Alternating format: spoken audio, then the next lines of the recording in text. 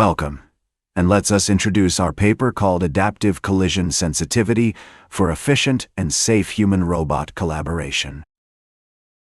Correct sensitivity to collisions is essential, as too high sensitivity can make cycle time longer, and too low sensitivity can lead to failures.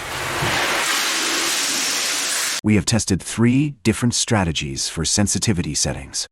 One that stopped immediately after contact called factory, and 2 that changes the sensitivity in real time based on the force estimate. Here we show comparison of factory and adaptive mass, which is a strategy that on the fly computes effective mass of the robot and use it to estimate collision forces.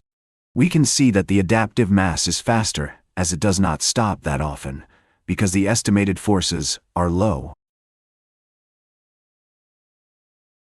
Here we show how the 2 dynamic strategies changes the sensitivity of individual links of the robot based on the estimated force.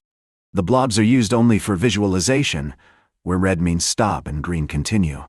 Both methods use the same equation for force estimation from ISO TS 15066, and the difference is in the mass used. Fixed mass uses half of the moving mass of the robot. Adaptive mass computes the actual effective mass of the robot from the movement dynamics.